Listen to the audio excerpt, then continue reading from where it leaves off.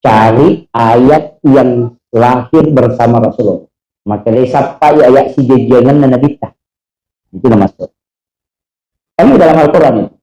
Qad ja'akum minallahi nurun wa kitabun mubin. Wa qul ja'al haqq wa saqal batil innal batila kana sahuqa. Qad ja'akum itu kan at-taubah. Makanya kalau orang dulu itu pindah rumah baru disuruh azan. Sebenarnya azan itu menyembunyikan ayatnya supaya orang tidak tanya apa yang kau baca. Qad ja'akum minallahi nurun wa kitabun mubin itu ayat tentang nurun Muhammad. Qad ja'akum minallahi telah datang dari Tuhanmu nurun cahaya. Wa kitabun mubin dan kitab yang menerangkan. Makanya Al-Quran, Taurat, Injil, Zabur itu belakangan. Yang pertama itu nurun Muhammad. Makanya disebutlah likulli syai'in min nuri Muhammad. Segala sesuatu bersumber dari nurnya Rasulullah. Tidak ada di muka bumi ini kecuali dari nurnya Rasulullah. Makanya ketika Nabi keluar berjalan, itu pasti ada awan yang menutup. Itu kan mukjizatnya Rasulullah. Bukan karena Nabi takut hitam, Pak. Bukan. Bukan juga Allah tidak menginginkan Nabi kena sinar matahari, tidak. Bukan Nabi takut kena sinar matahari, tidak. Tapi kenapa awan menutupi Rasulullah? Itu karena Allah menjaga matahari. Karena seandainya tembus cahayanya ke Rasulullah, maka pasti matahari hancur. Karena dia bersumber dari nurnya Muhammad. Maka setiap awan itu selalu di mana Nabi melangkah, maka dia menutupi demi menjaga matahari supaya tidak hancur. Assalamualaikum warahmatullahi wabarakatuh.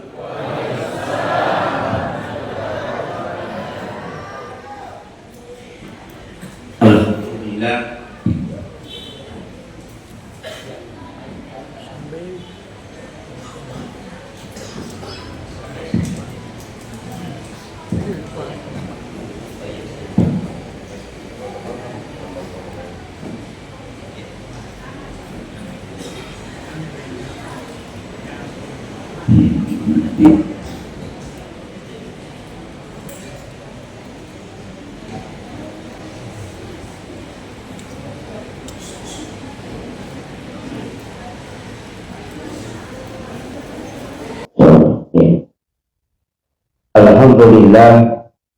Alhamdulillah wa rabbil alamin. Wassalatu wassalamu ala asyrafil anbiya wal mursalin sayyidina wa maulana wa habibina wa syafi'ina wa ala alihi wa ashabihi wa sahabatihi ajma'in. Allahumma salli ala sayyidina Muhammadin tibbil qulubi wa dawaiha wa afiyatil abdani wa shifaiha wa nuril absari wa riyaiha wa ala alihi wa sahbihi wa sallim. Allahumma salli ala sayyidina Muhammadin salatan tuballighuna biha kullal maqsud. Ya Jawadu ya Ma'bud, ya Rahimu ya Wadud, bi rahmatika ya arhamar rahimin. Yang kami muliakan dan kami ta'zimi seluruh jajaran pengurus dan juga ketua pembangunan Masjid Mubarak Pasar Butuh, seluruh donatur, para tokoh masyarakat, para alim ulama, para azatis dan azatizah, dan terkhusus juga kami muliakan yang mewakili Bapak Camat, Bapak Lurah, Bapak Kapolsek, dan seluruh tamu undangan, terkhusus kepada ibu-ibu majelis taklim Masjid Mubarak. Alhamdulillah, pasti ini kerjanya semua ibu-ibu yang ada disiapkan di depan. Kalau ada acara itu ibu-ibu yang paling sibuk.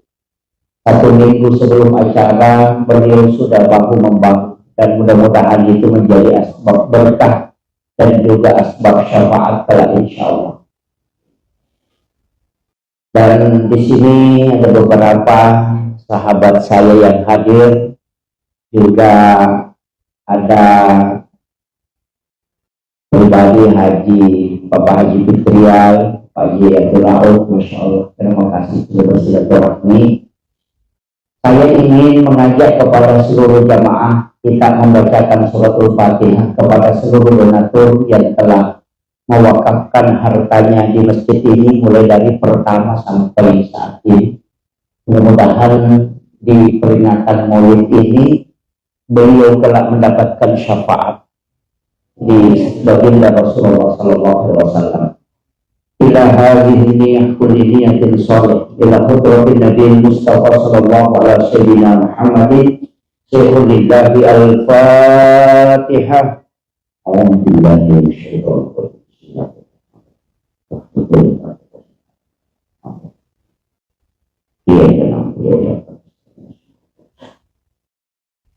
Wa khususan bila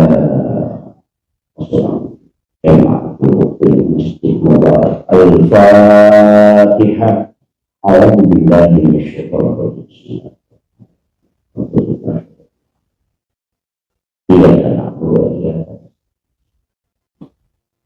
Amin amin ya rabbal alamin. Terima kasih Bapak Ibu sekalian.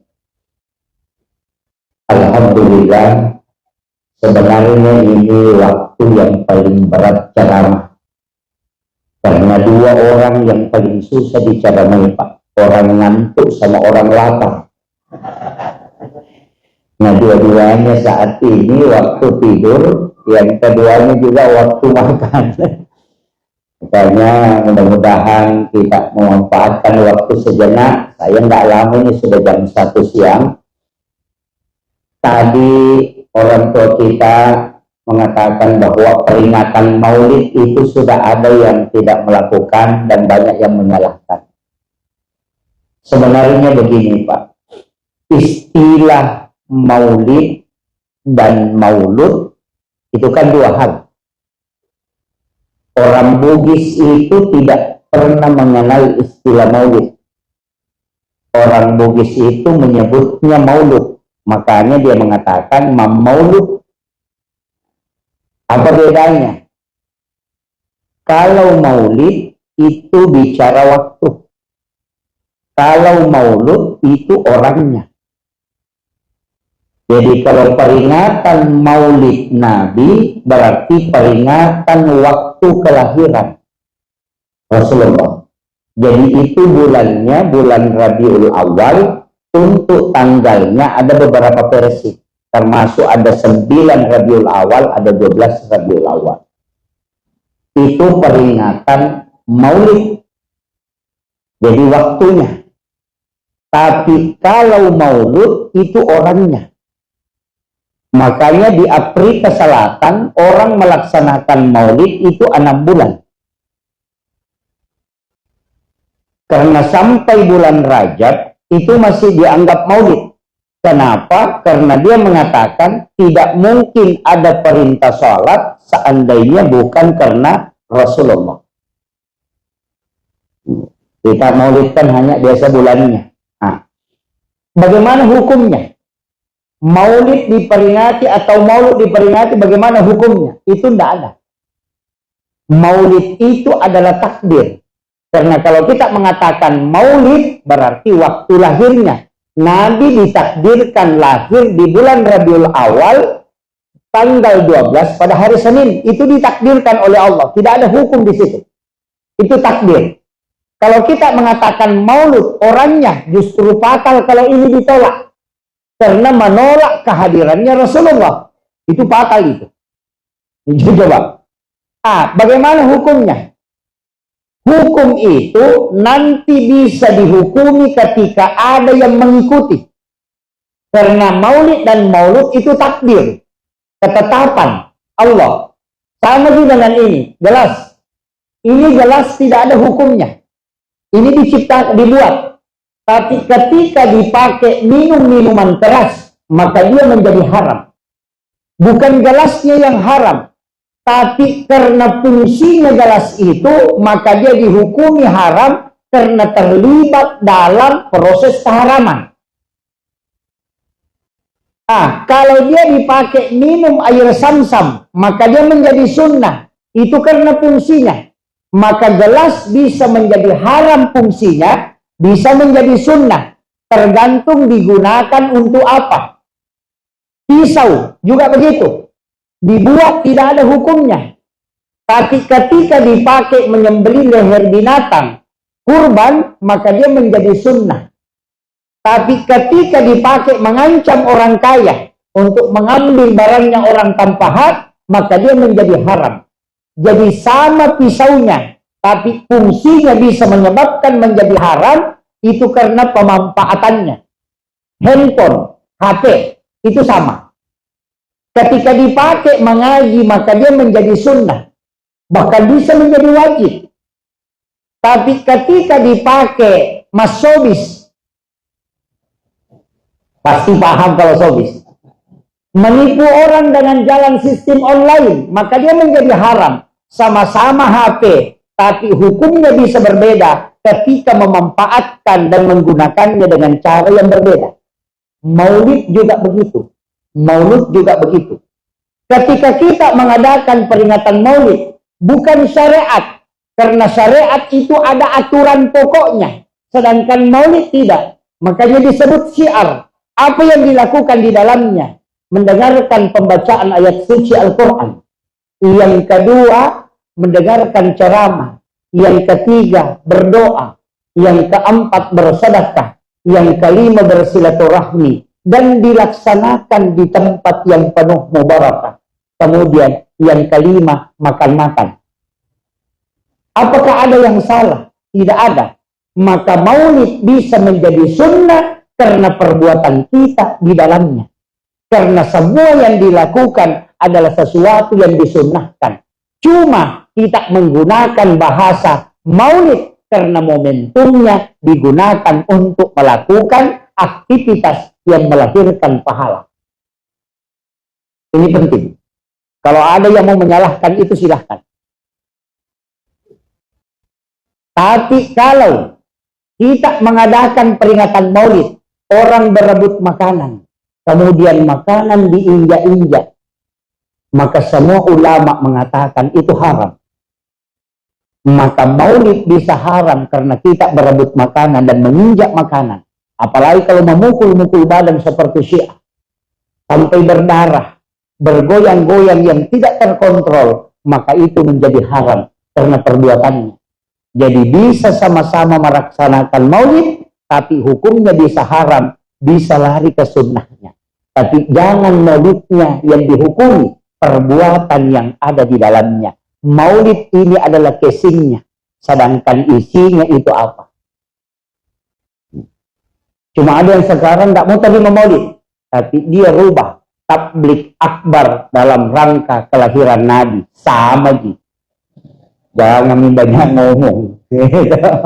Iya. Karena kita pakai kelahiran, dia tidak. Ada yang mengatakan, oh sama. Peringatan maulid dengan ulang tahun. Oh tidak. Tidak. Dan kenapa Rasulullah diperingati maulidnya, Pak? Kelahirannya. Ulama kita, saya pakai dulu ini sebelum masuk ke inti. Ulama kita sudah memeriksa semua pemimpin. Banyak orang hebat yang lahir sebelum Rasulullah. Sampai setelah Rasulullah wafat juga banyak orang hebat. Kemudian dikumpullah semua nabi dan rasul. Dan ditahu tanggal lahirnya dan bulan kelahirannya. Tapi siapa yang diperingati kelahirannya? Dikumpul semua nabi dan rasul. Dipilih 5 nabi khusus. Nabi Nuh, Nabi Musa, Nabi Isa, Nabi Muhammad, dan Nabi Ibrahim. Itulah yang disebut dengan ulul azmi. Nabi yang berjuang dengan penuh kesabaran.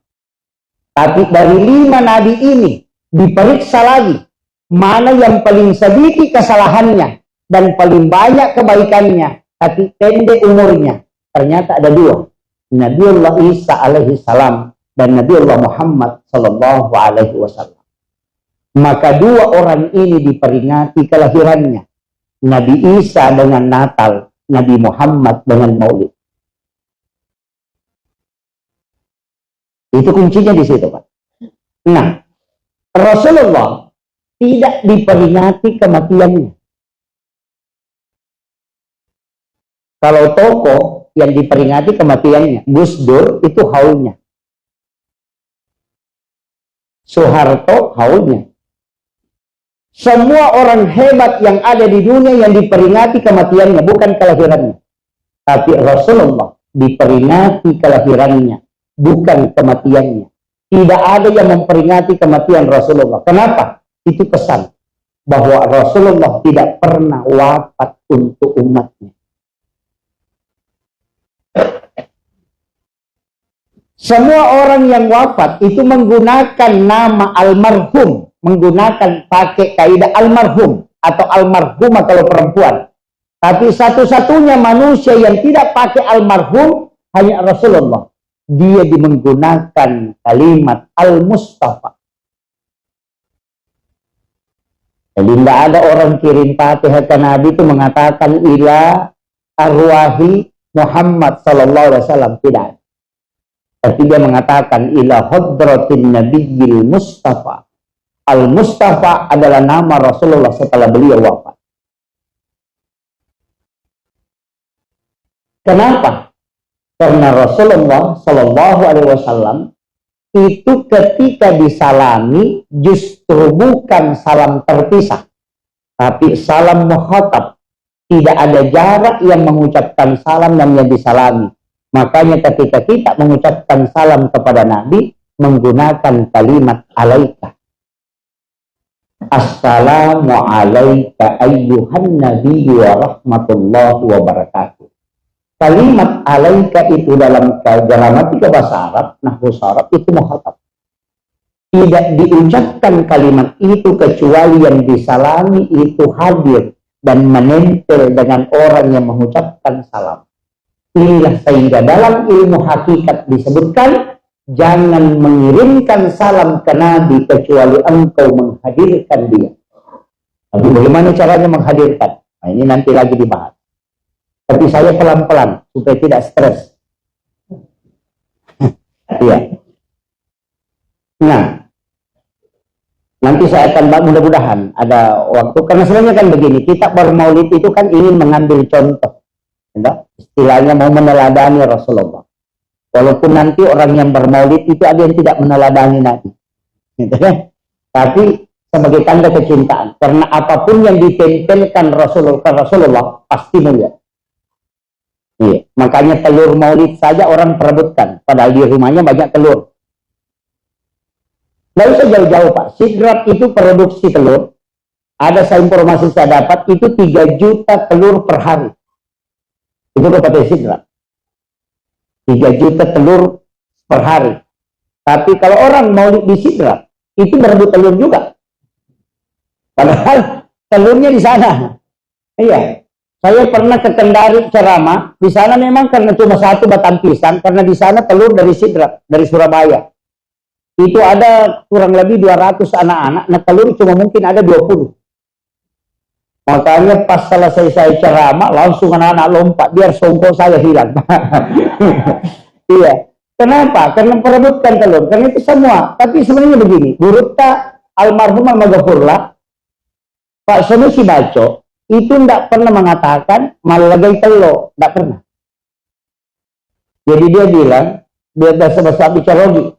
Nah semeta nak memaulu, dek penangkau runtuk masjid memaulu, atau kantor atau sekolah malagai telo tahu di penang. Ternyata betul. Jadi istilah malagai dengan masih dani itu beda. Jadi makanya gurun tak dengan kau runtuk tahu malagai telo masih dani makade tani malah telo. Jadi tidak berkelahi tapi berlomba mengambil karena mencari berkahnya. Nah, itu. Jadi Nabi itu sangat pemalu. Dia tidak ambil sesuatu kecuali dikasih. Apalagi dia yang mau ambil sendiri tidak mungkin. Sebenarnya itu ibarat Pak. Seberapapun banyaknya rezeki yang turun di muka bumi, tapi ketika ada yang monopoli, maka pasti ada yang tidak kebagian. Itu pelajaran. Nih. Makanya kita hari ini mudah-mudahan nanti ada ibarat pelajaran yang bisa kita ambil. Saya ingin bahas tahap demi tahap. Pertama, Rasulullah itu ketika lahir di muka bumi sudah ada 7 mukjizat yang mengikutinya. Nabi itu maqtu'as-sur. Nabi itu terpotong tali pusarnya.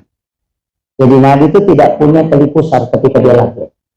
Dan tali pusar ini kan dikenal sebagai obat. Iya.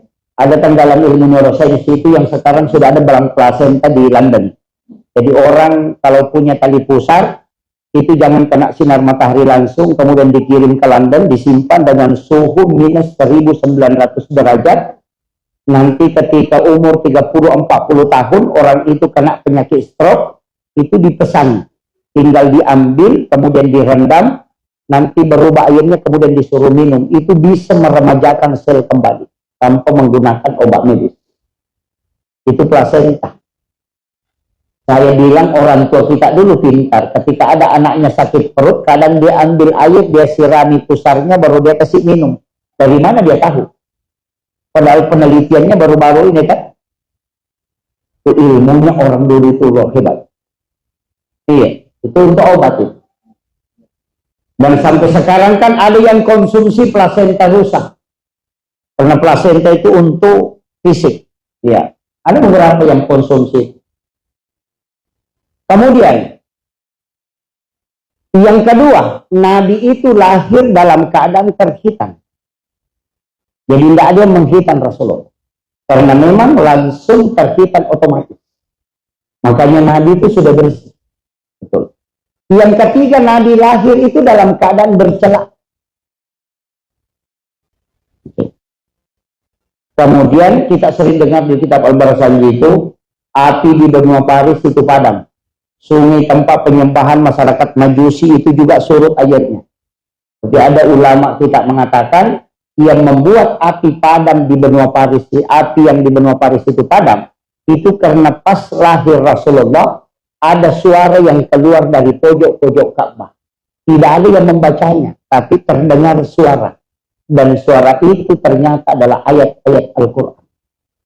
Yang saat itu belum turun. Tapi sudah didengar. Dan nanti lama-kelamaan ditemukan bahwa ternyata itu adalah ayat. Di pojok pertama itu terdengar, qad ja'akum minallahi nurun wa kitabun mubin. Di pojok kedua, wa qul ja'al haqq wa sahaqal batil innal batila kana sahuqa. Di pojok ketiga, laqad ja'akum rasulun min anfusikum azizun 'alaihi ma 'anittum harisun 'alaikum bil mu'minina raufur rahim. Fa in tawallaw faqul hasbiyallahu la ilaha illa huwa 'alaihi tawakkaltu wa huwa rabbul 'arsyil 'azim.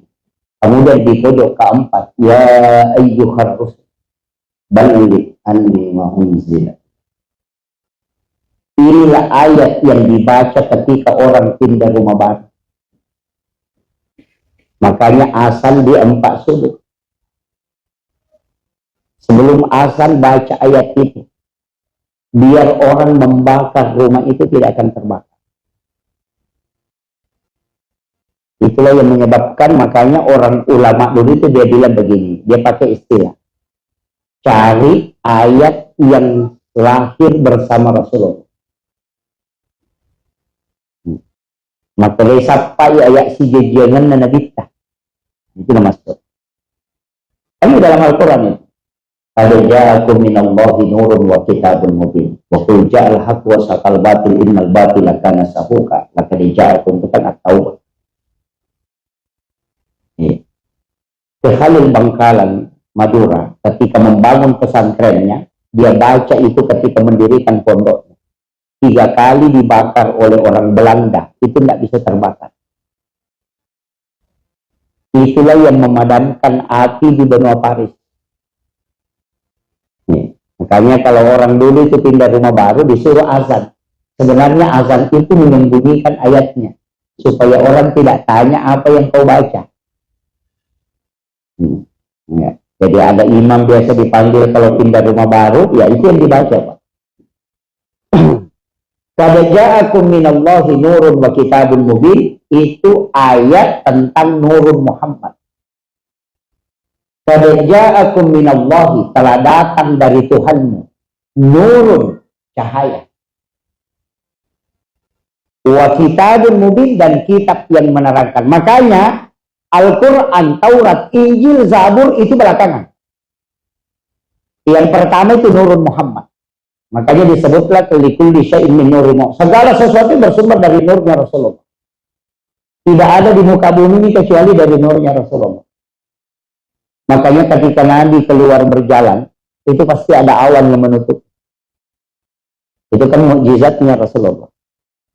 Bukan karena Nabi takut hitam, Pak. Bukan. Bukan juga Allah tidak menginginkan Nabi kena sinar matahari, enggak. Bukan Nabi takut kena sinar matahari, tidak. Tapi kenapa awan menutupi Rasulullah? Itu karena Allah menjaga matahari. Karena seandainya tembus cahayanya ke Rasulullah, maka pasti matahari hancur. Karena dia bersumber dari nurnya Muhammad. Maka setiap awan itu selalu di mana Nabi melangkah, maka dia menutupi. Demi menjaga matahari supaya tidak hancur.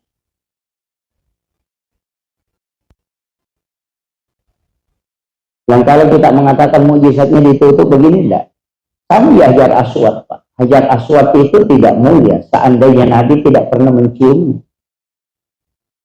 Seandainya Nabi ketika tawaf tidak mencium Hajar Aswad, sampai hari ini tidak ada jamaah haji dan umrah yang mencium Hajar Aswad.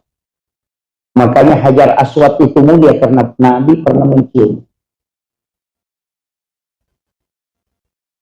Makanya saya mengatakan tadi, apapun yang disandarkan ke Nabi itu pasti mulia.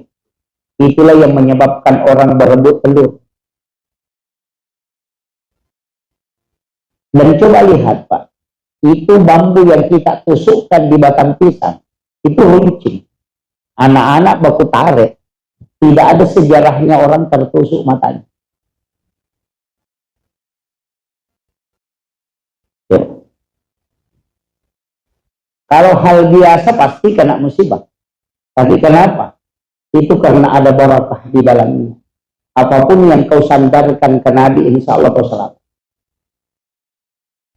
Kita masuk ke sholawat.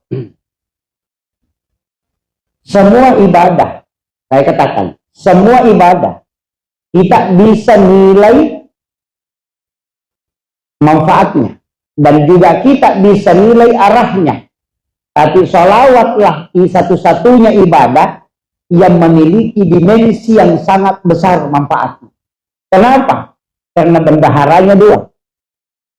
Lari ke Allah dan lari ke Nabi Muhammad.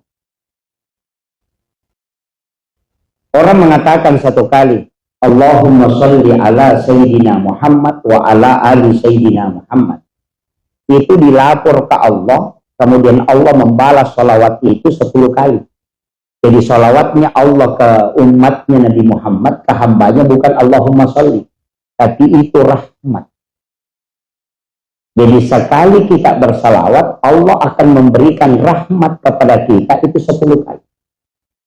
1 kali saja rahmatnya Allah, itu sudah cukup kita pakai selamat dunia akhirat. Apalagi 10. Yang kedua, malaikat itu bersalawat kepada kita. Jadi salawat malaikat itu bukan Allahumma sholli juga. Tapi malaikat memohon kepada Allah supaya orang yang bersalawat itu diampuni dosa-dosanya. Maka salawatnya malaikat permohonan ampun, salawatnya Allah adalah rahmat. Kemudian yang ketiga, ada yang dikirim ke Rasulullah. Karena Nabi mengatakan, setiap umatku yang bersolawat kepadaku, ada malaikat yang menjemput dan mengantarkan langsung. Dan ada yang menunggunya. Tapi ada satu malam tidak diantar. Itu di malam Jumat. Siapa yang bersolawat kepadaku pada malam Jumat, maka aku langsung mendengarnya, kata Nabi. Dari situlah kenapa orang yang bersolawat 100 kali di malam Jumat dijamin oleh Rasulullah akan mendapatkan syafaat kelak jannah. Itu penting, Pak. Makanya sholawat ini luar biasa. Kuncinya di situ. Nah, coba kalau kita sholat, tidak dilapor ke Nabi. Kita puasa, tidak dilapor ke Rasulullah.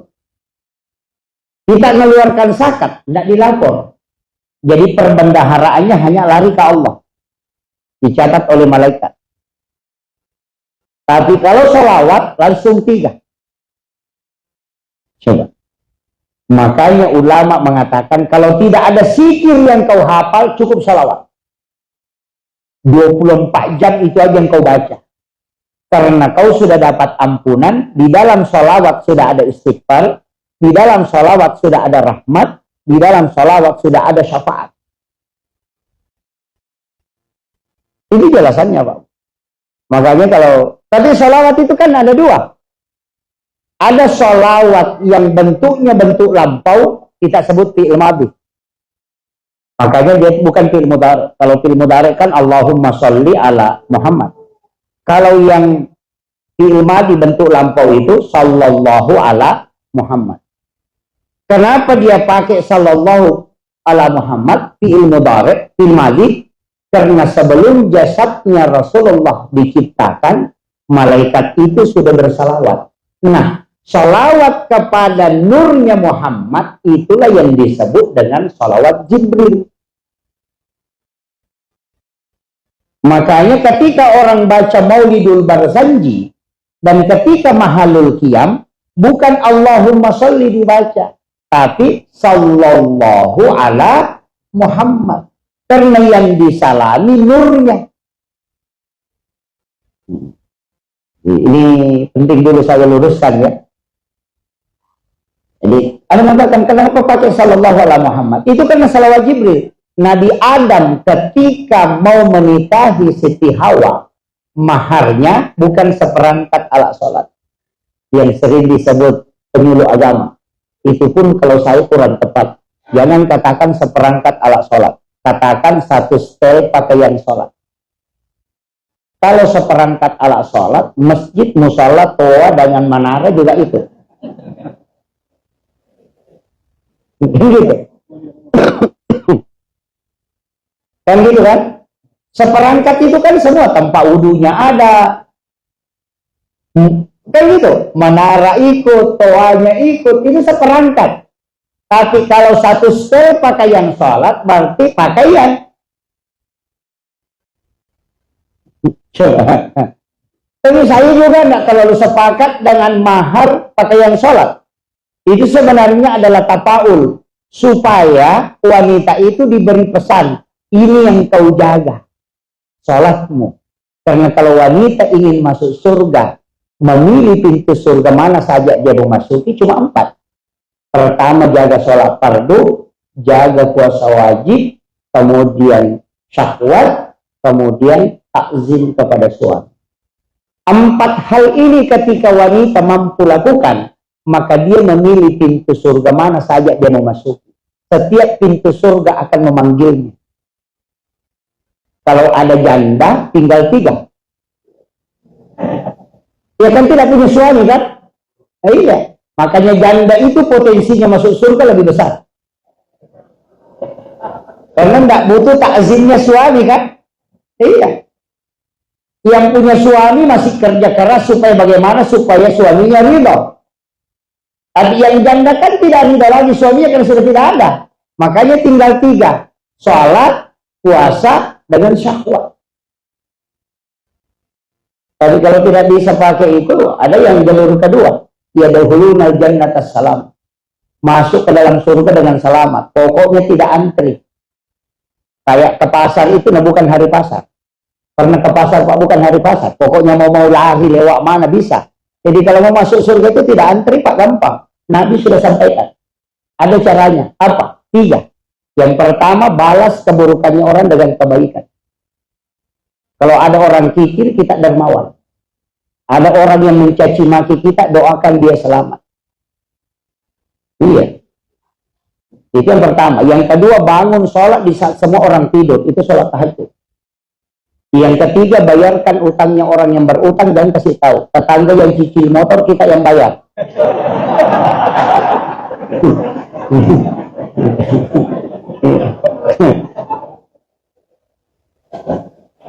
Iya. Kenapa? 3 hal ini pokok Pak. Kalau orang berlaku baik ke kita, kemudian kita membalasnya, itu disebut orang Buddhis bilang mapasi walad dece, artinya membalas kebaikan. Tapi ketika orang berbuat buruk kepada kita, kemudian kita berbuat baik, maka itu membuat kebaikan namanya. Itulah ihsan. Beda itu. Jadi kadang kita bantu orang karena dia bantu kita. Oh, itu masih rendah itu. Tapi Rasulullah ketika dihina, tapi dia selalu membantu orang yang menghinanya. Ketika diludahi, tapi ketika sakit dia pertama yang datang menjenguknya. Dan itu bukan orang Islam, orang Yahudi. Makanya setiap pagi Rasulullah datang ke pasar, bawa makanan, sesekali dia beli makanan di pasar. Apa yang dia lakukan? Ada orang Yahudi yang buta, yang selalu duduk di pinggir pasar. Ada yang mengatakan itu adalah pengemis. Dia mengatakan bukan, memang kerjanya duduk di situ orang tua. Tapi itulah yang didatangi oleh Rasulullah. Kemudian Nabi menyuapi. Kadang-kala Rasulullah mengunyah makanan sampai lembut, kemudian dia suapi orang tua yang buta ini. Tapi setiap disuapi, apa kata orang tua ini? Anak muda, saya wasiatkan kepadamu, hati-hati dengan Muhammad. Orang itu sangat berbahaya. Itu penyihir. Jangan coba-coba dekat. Karena kapan kau dekat, susah terhindar dari dia. Tapi Nabi mengatakan, siap. Cuma setiap waktu Nabi suapi, dan selalu menunggu. Dan Nabi tidak pernah perkenalkan dirinya bahwa saya adalah Muhammad yang menyuapi orang Yahudi. Tapi setelah beliau meninggal wafat, maka datanglah sahabatnya menyuapi orang ini. Satu kali disuapi langsung tahu bukan Nabi Muhammad. Kenapa? Karena Rasulullah menyuapi, dia melembutkan dulu baru dia kasih. Kalau umat tidak langsung kasih masuk di mulutnya. Belum tinatalan dikasih lagi, makanya dia pegang tangannya, bukan yang biasa menyuapi saya. Kata, kenapa kau bisa tahu? Dia mengatakan makanannya sungguh kasar. Kemudian yang kedua, saya belum telan makanan, kau sudah menyuapi aku lagi. Yang menyuapi aku tidak pernah melakukan itu, membiarkan aku menelan makanan kemudian dia suap. Mengatakan orang yang menyuapi engkau selama ini telah wafat, dia adalah Muhammad. Disitulah dia menangis kemudian bersyahadat. Apa yang dilakukan Rasulullah kepada orang Yahudi itu adalah hal yang perlu kita contoh. Maka Guruta Profesor Dr. Nasaruddin Umar ketika datang pos Paulus di Jakarta di Masjid Istiqlal, dia hanya menampakkan akhlaknya dengan mencium keningnya. Tapi sungguh banyak orang mengatakan dia masuk neraka. Itu karena tidak paham bagaimana akhlak Rasulullah.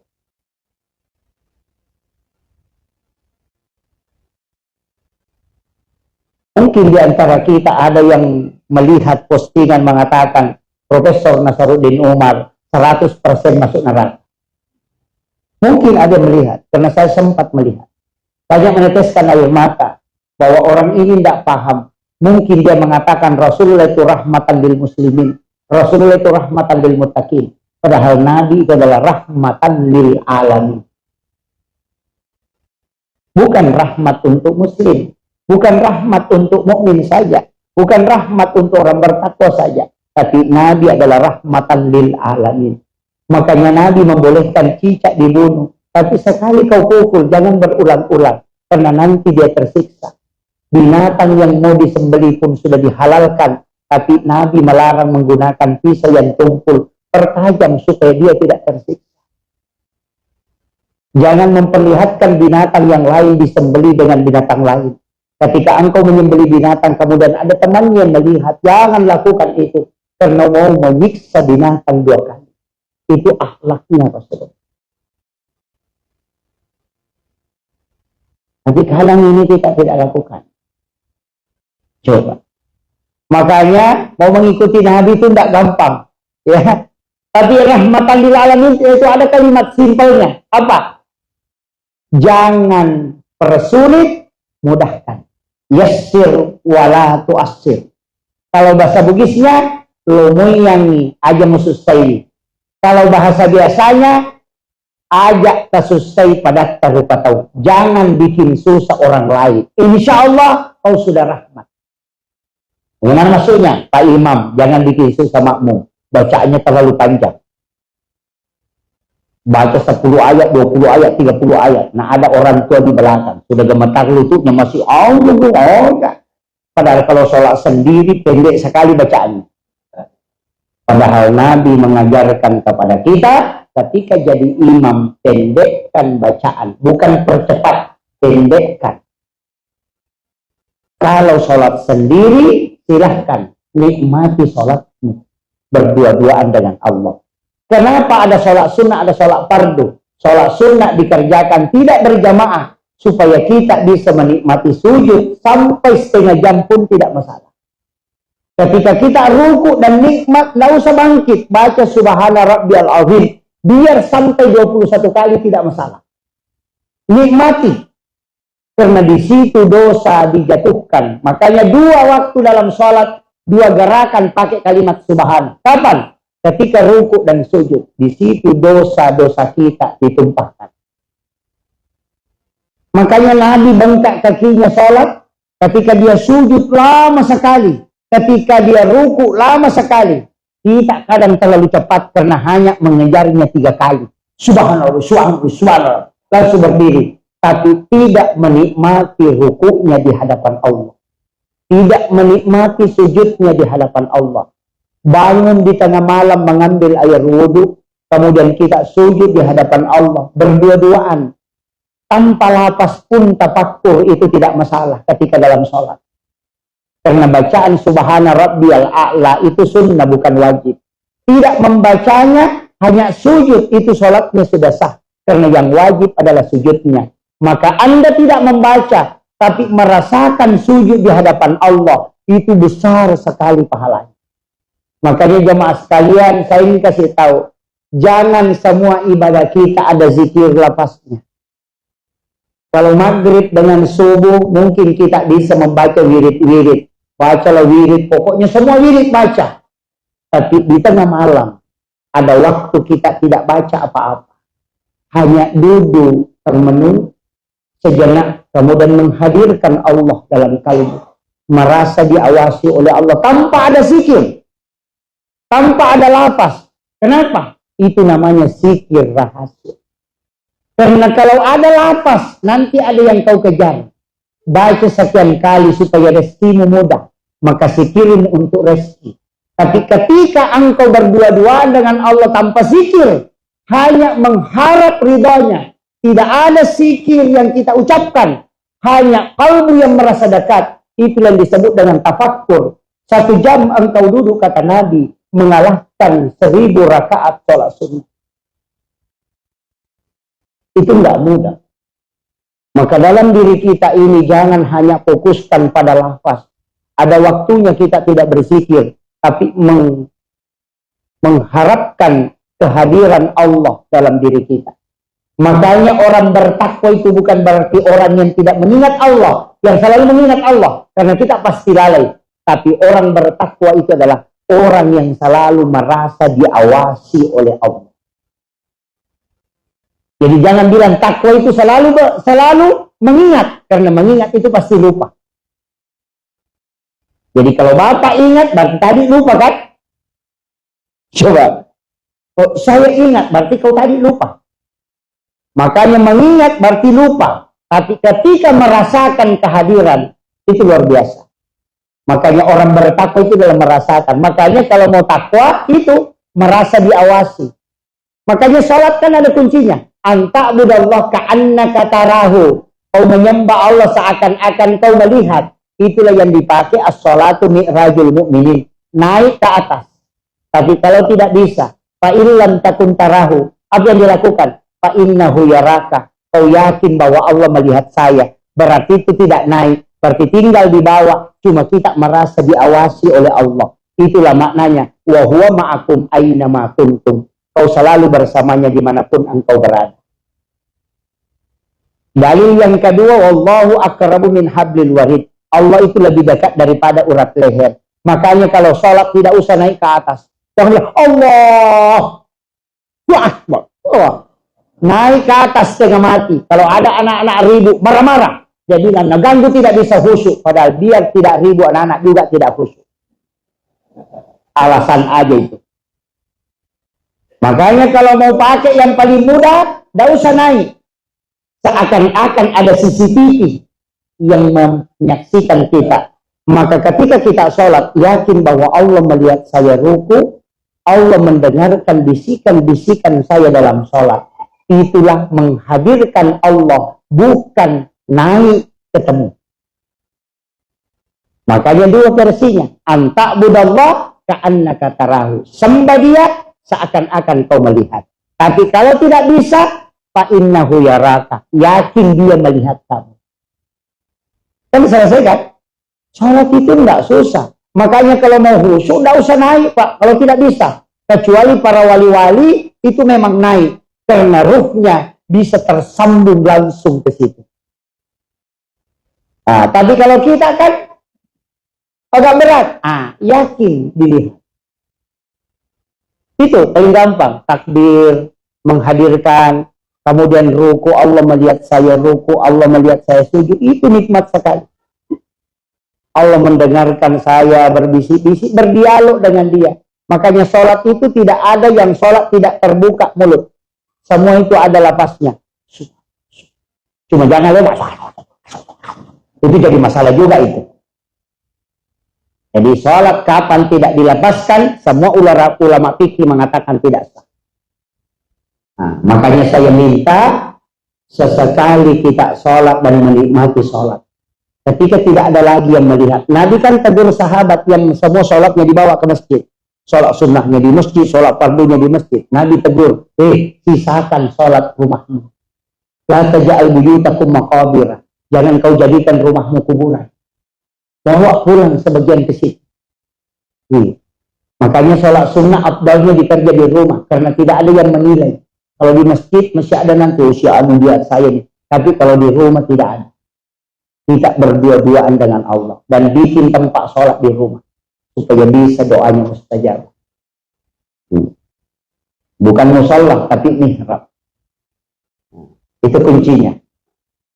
Dan Rasulullah itu ketika sholat di rumahnya luar biasa. Di mana sholatnya? Apalagi Pak Imam. Oh, Pak Imam itu mestinya sholat di bagian dalam. Jangan di masjid.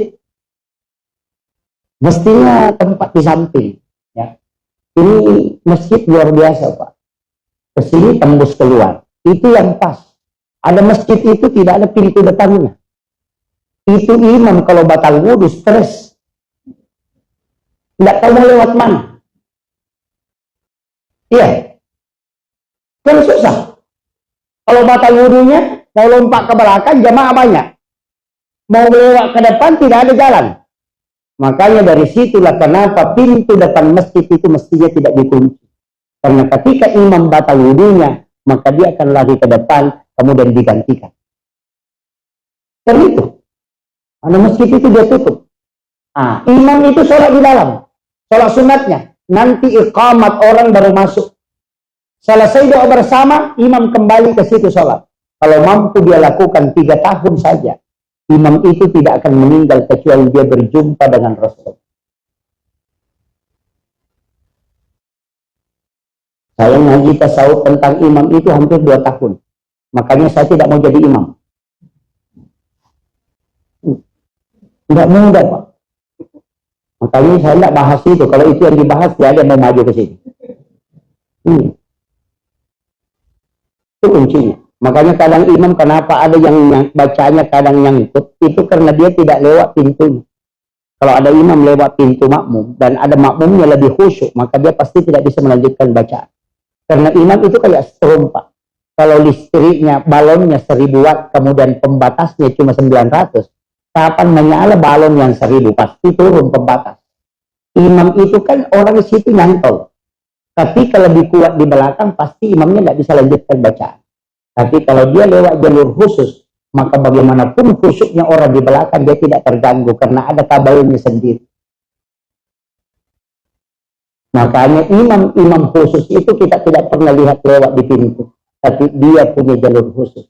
Nanti iqamat orang baru masuk. Dan itu bisa dikasih karamat. Itu enggak sembarang. Imam yang begitu biasanya kalau ada jamaah yang mau meninggal, itu ada hal yang dikasih. Makanya imam dulu itu bisa dia tahu, oh si anu mau meninggal ini kayaknya. Itu sudah ada isyarat-isyarat yang diberikan oleh Allah. Bukan dia malakul maut, tidak. Tapi ada isyarat. Karena dia orang mengikut ke situ. Makanya imam itu doakan pasar ini, Pak. Iya. Tapi kuncinya kalau mau selamat sebenarnya gampang. Saya sering kasih tahu orang, pasar itu yang paling ditakuti adalah api. Terbakar. Tapi saya kasih tahu, api itu tidak akan membakar sesuatu kecuali sampah. Denandre api kotanya ropo. Tidak mungkin. Biar bangunan rumah batu dia akan bakar kalau itu memang sampah. Biarpun daun kelapa kalau dia bukan sampah dia tidak akan bakar. Karena api itu sifatnya membakar. Kalau sifatnya yang dicabut tidak bakalan membakar. Nabi Ibrahim 40 hari 40 malam di dalam api tidak terbakar. Karena sifatnya yang dicabut. Coba. Ini yang banyak orang tidak tahu. Kenapa sedekah dengan zakat itu sangat dianjurkan bagi para orang yang punya uang ini? Karena zakat itu kan sampah. Keluarkan supaya hartamu bersih. Kalau ada sesuatu yang dibuang kemudian yang tinggal itu bersih, berarti itu sampah. Kan gitu. Kalau katakan zakat membersihkan harta. Jadi zakat itu sebenarnya sampah. Makanya jangan sembarang ambil zakat. Karena sembarang ambil zakat, sembarang makan sampah. Ustaz jangan sembarang ambil zakat. Karena nanti ustaz makan sampah. Iya. Pejabat jangan sembarang ambil zakat. Nanti makan sampah. Imam juga begitu. Makanya jangan ambil kalau zakat kalau memang kita tidak berhak. Jangan ambil karena kita makan sampah. Dan sampah itu pasti mengotori semua. Nah, makanya kalau mau bersih, keluarkan zakat dan sedekah. Tapi zakat yang paling pokok. Kenapa zakat harus dikeluarkan? Bapak Ibu mau tahu jumlah hartanya bertambah atau tidak, rezekinya naik atau tidak, cuma satu, zakat. Kalau sedekah nggak bisa. Mulai kita misalnya orang perat tetap tambah atau beda. Sekali. Karena kalau sedekah tidak ada hitungannya. Kita kasih berapapun. Tapi kalau zakat pasti 25% dari mal itu. Makanya kalau rezekinya zakatnya tahun ini 100.000, tahun depan berzakat 200.000, berarti harta tak naik 100%. Makanya ada orang kaya di Sulawesi Selatan ini, Pak, tidak pernah menghitung harta keuntungannya. Yang dia hitung cuma zakatnya. Jadi dia tanya anak buahnya, berapa zakat tahun ini? Dia bilang sekian. Dia sudah tahu rezekinya sekian. Jangan hitung yang banyak, hitung yang sedikit. Kan kalau bilang zakatku 25.000 berarti 10 juta kan? Tidak usah hitung yang 10 juta capek-capek. Ini saja yang 25.000. Kan begitu. Ini kadang-kadang kita dibikin pusing oleh harta, Pak. Makanya keluarkan zakat. Dan tidak ada orang yang berzakat yang miskin. Coba cari. Tidak ada. Dan api tidak akan membakar. Pasti dia lewat. Tidak akan bakar. Kenapa? Nabi Ibrahim. Ketika istrinya menghidangkan makanan, dia tidak makan kecuali ada anak yatim dia panggil. Ada orang miskin dia panggil. Dan anehnya, dia suapi dulu. Baru Nabi Ibrahim memakannya. Apa yang terjadi? Nabi Ibrahim dimasukkan ke dalam api selama 40 hari 40 malam. Tidak sedikit pun badannya terbakar. Kenapa? Karena dia tidak ada sampah di dalam tubuhnya. Makanya jangan makan harta kita kecuali keluar zakatnya. Orang tua dulu ketika menghidangkan makanan, dia kasih dulu makanan kucingnya, baru dia makan. Kenapa? Itu tolak bala. Ya. Ada Pak di Sidrap, itu Lisa namanya. Saya dapat ceritanya itu dari salah seorang masyarakat, tokoh masyarakat di Kolaka Utara. Kampung Lisa itu pernah kebakaran. Di Amparida itu pernah kebakaran. Dari 400 lebih rumah, hanya ada satu rumah yang tidak terbakar. Dan pemiliknya itu di Surabaya. Tapi semua rumah yang ada di sekitarnya itu terbakar. Daun kelapa yang ada di atas rumah itu terbakar. Tapi rumah ini atapnya alang-alang itu tidak terbakar. Satu-satunya. Tapi ketika pemiliknya dikasih tahu bahwa kebakaran di Sidrat, di Lisok, semua rumah habis terbakar. Apa kata dia? Rumahku tidak mungkin terbakar. Dia bilang. Orang bilang tidak, pokoknya semua habis. Dia bilang tidak, Allah berbohong kalau rumahku terbakar. Dia bilang begitu. Saya dapat informasinya langsung dari orang yang bicara sama dia itu. Dan itu masih hidup sampai hari ini. Umurnya mungkin hampir 100 tahun. Dia di Surabaya. Dia kasih tahu, kita pulang ke Sidrat, naik kapal laut. Kalau rumahku terbakar, saya yang bayarkan tiketnya. Tapi kalau rumahku tidak terbakar, kau yang bayar ongkosnya. Dan itu deal. Pulanglah dia ke Sidrat, ternyata satu-satunya rumah yang tidak terbakar cuma rumahnya. Rumput yang ada di bawah rumah tidak ada terbakar, tapi yang ada di pekarangan habis. Daun kelapa yang ada di atasnya semua habis, tapi atap alang-alang di bawahnya tidak terbakar. Maka ditanyalah, apa yang kau baca? Dia bilang tidak ada, saya cuma titip sama Allah. Tapi susah diikuti, Pak. Caranya saya dapat itu, dia kasih tahu. Informasinya saya dapat itu dari salah seorang orang tua, orang Belawa. Dia bilang, ketika uangnya terkumpul, dia mau belikan kayu untuk bikin rumah, langsung dia keluarkan 2,5%, baru dia beli kayu. Setelah kayunya selesai dibeli, tukang kerja. Selesai dikerja tukang, dia tanya, ini rumah kalau dijual ini yang kau sudah kerja sekitar berapa? Maka disebutlah sekitar sekian, maka dia keluarkan lagi 2,5%. Baru disuruh tukang kasih berdiri rumah itu. Setelah rumah itu berdiri dan sempurna, kemudian dia katakan sekitar berapa harga rumah ini ketika dijual. Dia mengatakan sekian, maka dia keluarkan lagi 2,5%, baru dia tinggalkan. Baru dia berdoa, ya Allah, aku sudah bersihkan 3 kali. Dan aku serahkan kepadamu. Kemudian dia berangkat ke Surabaya. Setelah terbakar, satu-satunya yang tidak terbakar cuma rumah. Itu karena tidak ada sampah lagi di dalamnya. Itulah yang diperhatikan orang tua ini di Kolaka Utara. Ada tempat itu namanya di Pasar Beringin. Ketika terbakar pasar, kabel menyeberang di atas rumahnya. Dia keringkan, jemur kasur di atas atapnya. Kasur itu tidak terbakar. Semua lapak yang ada di sekitarnya tidak terbakar. Dan pembungkus semen yang di atapnya itu pun tidak terbakar, padahal api membakar semua semen di sampingnya. Dia mengatakan, saya sudah buktikan apa yang disampaikan orang Lisa itu, karena dia lihat rumahnya, atapnya tidak terbakar, kasur yang dia keringkan tidak terbakar, bahkan tempat semen tonasa yang nyata-nyata kertas itu di atapnya tidak terbakar oleh api, tapi api lewat di atasnya. Kenapa? Karena di rumahnya tidak ada sampah. Dari sinilah ada istilahnya orang Bugis, mula balu. Apa itu mula balu? Setiap pembeli pertama ketika engkau membuka lapak, ambil dari situ langsung kau sedekahkan, bikin MOU dengan Allah.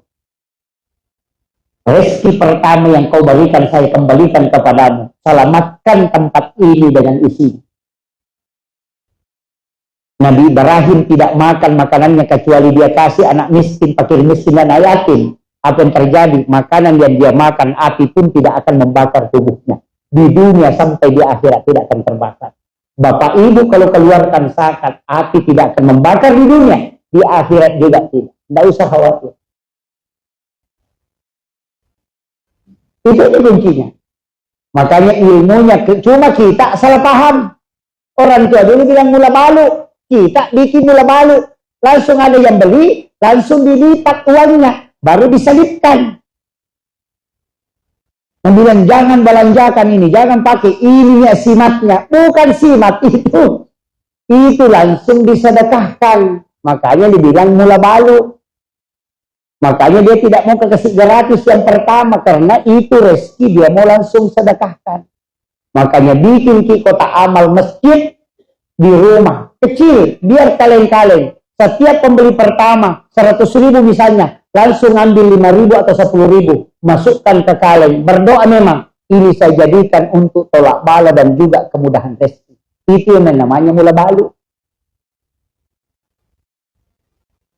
Tidak ada orang yang melakukan jual beli seperti ini, bangker usahanya tidak ada. Pencuri pun tidak melihat kalau dia mau mencuri. Itu berkahnya. Tidak aja Pak Bu, sedekah. Tapi sedekah itu bertingkat ya. Apalagi di masjid kita luar biasa Pak Haji, ini luar biasa mengelola masyarakat ini luar biasa. Saya barusan melihat masjid pasar begini. Biasanya masjid pasar itu biasa-biasa aja. Tapi ini luar biasa. Ini bukan orang sembarang yang mengelola ini. Jamaah kita ini luar biasa. Saya ingin kasih rumus. Rumusnya sederhana. Kalau ini bisa kita amalkan insya Allah. Kalau sedekah yang paling rendah adalah sedekah riya. Itu yang paling rendah. Tapi ingat, sedekah riya tetap dapat pahala. Bukan pahala sedekahnya, tapi pahala menggembirakan orang. Nabi kan berdoa. Ini ya. Jadi Nabi itu minta, ya Rob, untuk umatku yang sedekah, jangan dia yang berdoa, tapi yang menerima sedekah yang berdoa. Karena nanti kalau yang bersedekah berdoa, kalau dia riya, doanya tidak diterima. Makanya yang berdoa yang menerima. Karena tidak ada orang yang menerima sedekah riya, tidak ada. Maka bisa diterima doanya orang riya, sedekahnya orang riya, karena doanya orang yang ikhlas. Tapi Nabi lagi minta, karena tidak semua doa bisa diterima. Siapa tahu yang disedekahinya ada dosa besarnya, doanya terhijab. Maka Nabi minta, ya Rob, berikan pahala kepada umatku yang menggembirakan hamba. Makanya ketika orang sedekah, orang senang menerima. Ketika senang, kita dapat pahala. Bukan pahala sedekah, tapi pahala menyenangkan hati orang. Coba caranya Rasulullah membentengi umatnya supaya tidak gagal kan? Makanya kalau orang bilang masuk neraka, saya bilang rugi betul kita. Apalagi yang pengurus masjid ini Pak, kalau masuk neraka rugi betul. Masa mau masuk neraka ini? Apalagi yang ikut maulid Pak, kalau yang maulid ini dia anggap ahli neraka, maka Pak Haji yang pertama masuk neraka karena dia ketuanya. Saya belakangan dia. Iya. Tapi saya kasih tahu, dalam agama ini Pak, itu tadi sedekah. Sedekah yang kedua, tidak usah lihat. Jadi kalau ibu menjual, bapak menjual, kemudian ada peminta-minta sumbangan, minta les untuk maulid, minta les untuk Isra Mi'raj, untuk amalia Ramadan. Buka lacinya, jangan lihat uangnya, tutup mata, ambil uang di situ, kemudian tutup, kemudian kasih. Tidak usah lihat. Kasih tahu, tidak usah kau catat di sini, silahkan bawa. Kenapa? Itu firman Allah dalam hadis qudsi. Siapa hambaku yang memberikan kepadaku, dia tidak menghitungnya, maka aku pun akan membalasnya tidak menghitungnya pun. Jangan tarik ulur, ditarik uang 100, dorong lagi mas.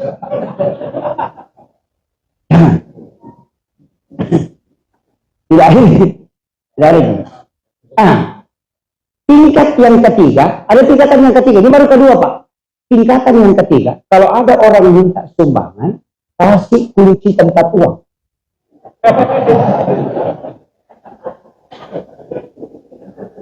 Ya. Mungkin ada orang Sengkang di sini, ada salah satu tokoh di Sengkang itu, saya dapat informasi pun dari jamaah, bukan dari beliau langsung, karena tidak mau kasih tahu saya. Ada itu namanya Pengaji Kade, almarhum, itu toko Juntero, jual emas. Kalau ada orang pergi minta sumbangan, itu tidak pernah melihat uangnya. Dia buka lacinya, tutup matanya, dia ambil uang, baru kasih begini, baru suruh pulang. Karena dia tidak mau tahu kalau berapa dia kasih. Itu hadis qudsi itu. Tapi kalau masih mau di atasnya, kasih kunci tempat uang. Dan minta sumbangan, kasih kuncinya, bilang itu di sana uang itu perlu ambil. Biarkan dia menentukan berapa dia mau ambil. Orang melakukan ini adalah orang kata Nabi yang tidak menilai lagi hartanya di hadapan Allah. Nanti Allah yang memberi penilaian. Mulai pusing.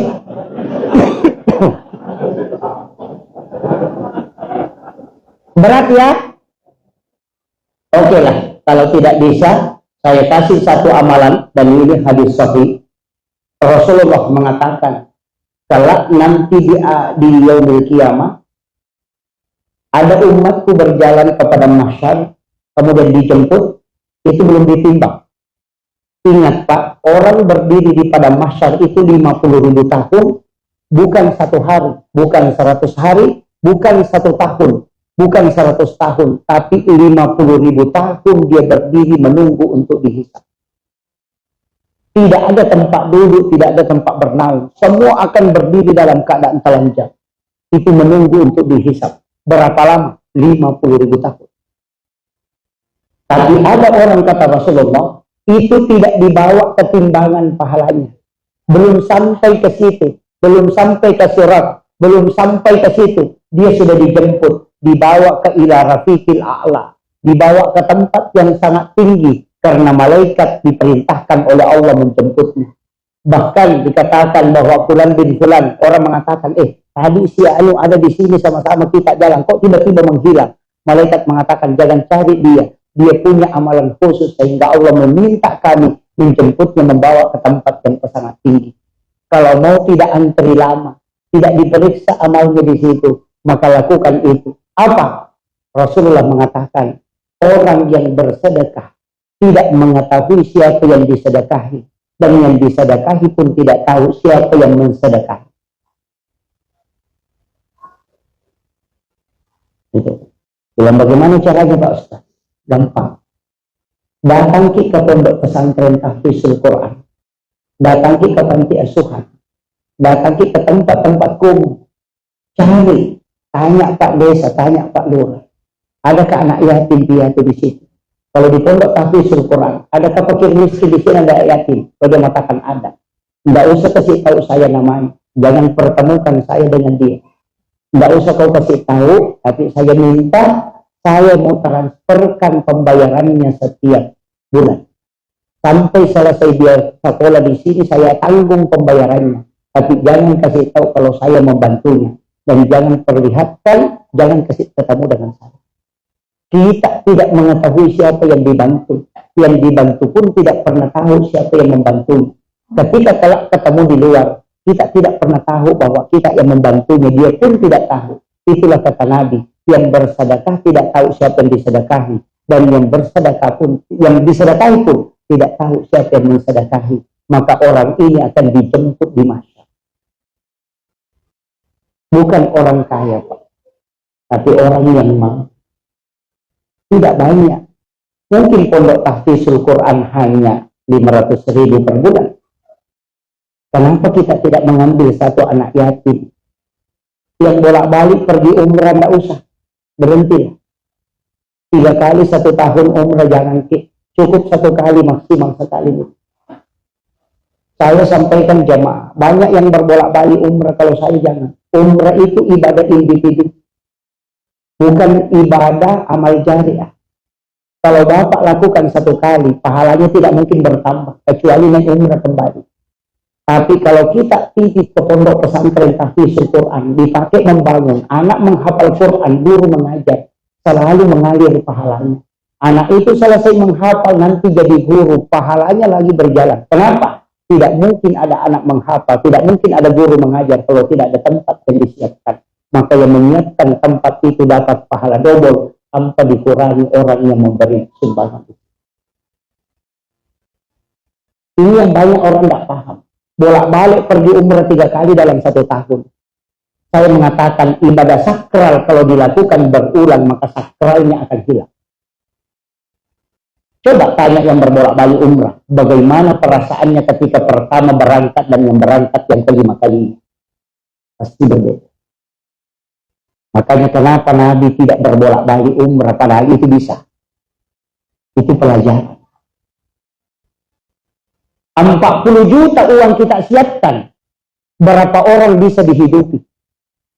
Kalau kita berangkat umrah, kita pakai sendiri. Kalau umrahnya ditolak, hancur kita.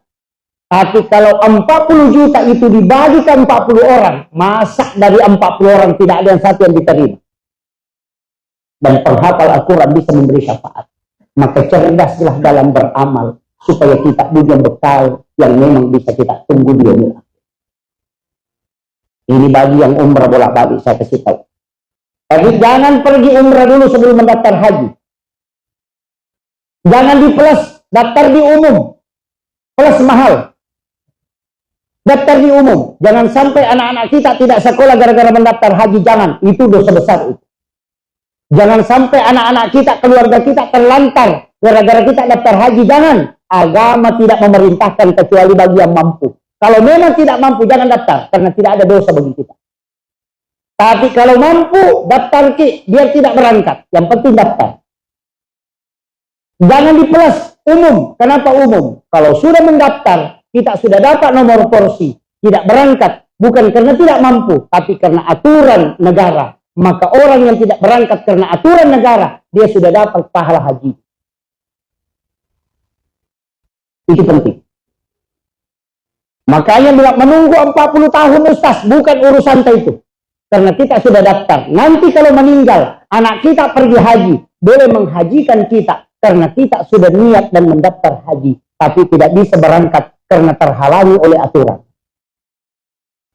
Itu sudah dapat. Ada yang lain. Sudah daftar haji, dia menunggu terlalu lama, datang travel, rayu dia. Cabut nih tua, mau umrah nih dulu.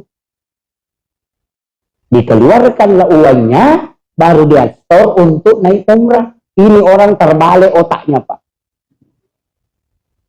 Masa kerjakan yang sunnah, tinggalkan yang wajib? Itu sama orang jual HP, beli pulsa.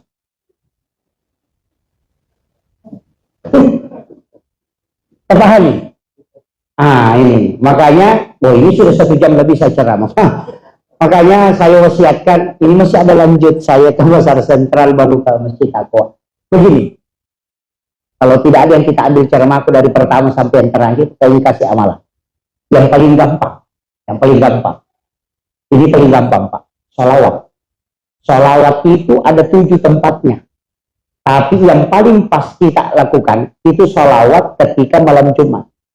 Sholawat apa yang dibaca? Sholawat Ibrahimiyah, yang tahiyat akhir. Kalau mampu baca sholawat Ibrahimiyah 100 kali, itu yang dibaca. Tapi kalau tidak bisa, Allahumma sholli ala Sayyidina Muhammad wa ala Sayyidina Muhammad, itu aja. Kalau yang tidak pakai Sayyidina, Allahumma sholli ala Muhammad wa ala Muhammad, itu aja dipakai. Tapi baca 100. Untuk Rasulullah itu ada 2. Kirimkan salam dan kirimkan sholawat. Jadi pertama, baca Assalamualaikum ya Rasulullah. Itu salam. Kalau Allahumma sholli, itu sholawat. Apa bedanya? Salam itu mengkoneksikan. Sedangkan sholawat itu untuk syafaat. Makanya jalur tercepat untuk mimpi ketemu Rasulullah itu salam. Kadang kan kita tidak koneksi. Makanya kan penceramah saya bilang, mari kita mengirimkan salam dan sholawat. Padahal dia cuma bilang Allahumma sholli. Dia cuma kirim sholawat, tidak kirim salam. Makanya Assalamualaikum ya Rasulullah. Assalamualaikum ya Nabi Allah. Assalamualaikum ya Habib Allah. Assalamualaikum ya Sayyidi. Assalamualaikum ya Aba Bakr. Assalamualaikum ya Taha. Assalamualaikum ya Yasin. Assalamualaikum ya Khatamun Nabiyyin wal Mursalin. Itu salam. Setiap mau tidur kirimkan salam kepada Rasulullah. Karena Nabi langsung menjawabnya.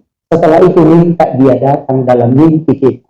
Minta, ya Rasul, aku mohon kepadamu, aku rindu melihat wajahmu ya Rasul.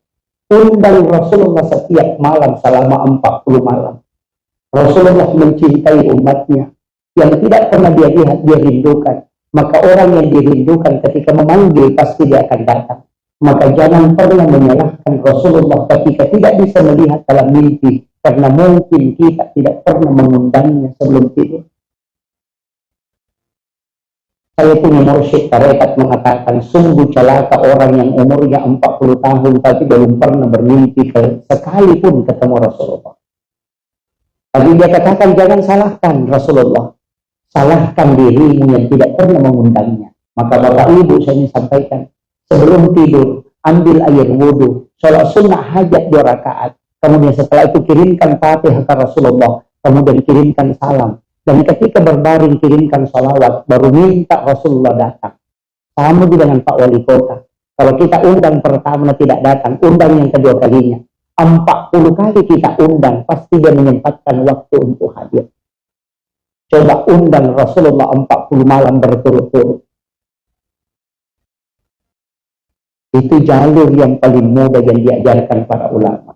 Insya Allah, ketika kita mampu ketemu satu kali saja, walaupun hanya melihat sepintas, maka orang itu tidak akan disentuh api neraka, kata Nabi, karena syafaatku untukmu. Makanya syafaatnya Rasulullah wasyarafa wa darajat aliyatan rafi'ah wa ba'asu maqama mahmudan alladhi wa'adata innaka la tukhliful mi'ad. Lakukan berulang, maka pasti dia akan menziarahi umatnya. Tadi pakai pakaian yang indah, sebagaimana pakaian menjemput orang yang istimewa. Akhirul kalam wallahul muwaffiq ila aqwamit thoriq. Assalamualaikum warahmatullahi wabarakatuh.